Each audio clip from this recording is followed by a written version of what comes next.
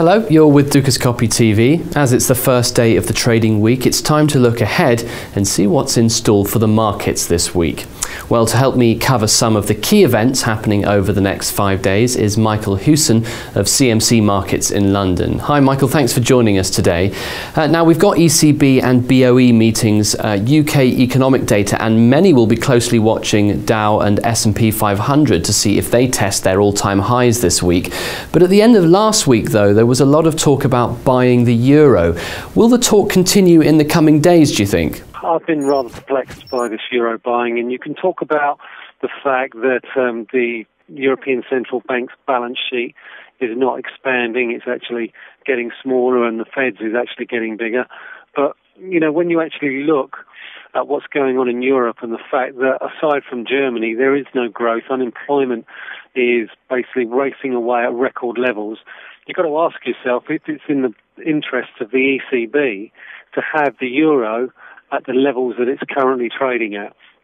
Now, we look at how the euro's performed over the past month or so, and we can basically trace it back to Mr. Draghi's press conference in January, when he basically said that he was done with special measures. He was looking to normalise monetary policy. You know, that phrase there has basically put a rocket under euro dollar and pushed it up to its highest levels for quite some months. Now, the problem with that is it erodes the competitiveness of the countries that really need it lower the most. And he's made a problem for himself for this week's meeting. And I think when we look at this week's meeting of the ECB, Mr. Draghi will be asked some serious questions about how high he will allow the euro to go before he reverses that comment that he's going to keep monetary policy, you know, sort of normalised, because he ruled out a rate cut at the last press conference. So he can't then very well turn around at the next rate meeting and talk about cutting rates again. Moving on to the two central bank meetings I mentioned earlier, the ECB and the BOE, both will take place on Thursday along with a rate decision from the Bank of England.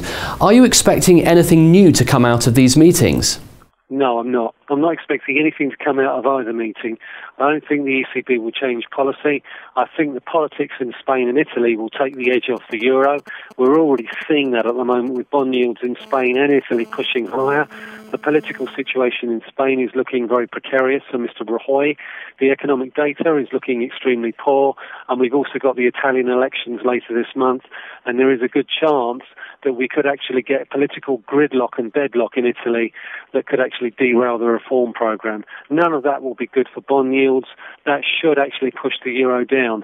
So while we could see some short-term strength in the euro, I'd be very surprised if we go much above the highs that we've seen in the past week or so.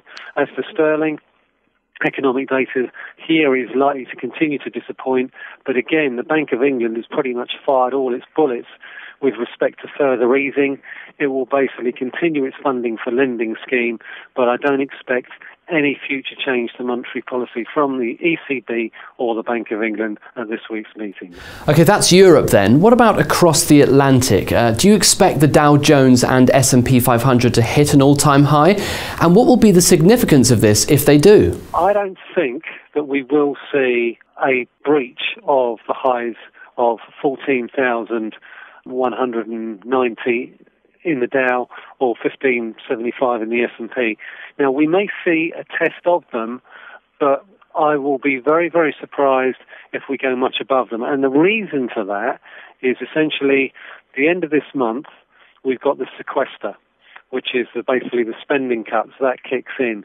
Now, given the fact that we saw some very good payroll numbers last week, I think going forward, investors are going to be very, very reluctant to get ahead of that political uncertainty between now and then. And as such, I think the prospects for growth in Q1 for the US economy are going to be fairly limited, given the fact that consumer confidence for January dropped quite significantly from the November and December levels. And I think at some point you have to factor in growth prospects. And we've had a very good rally since January. Now what we need to see is significant growth in the US and in Europe. And until such times as we get that, I do not think we'll see much above the highs that we've seen in the past 2 to 3 weeks.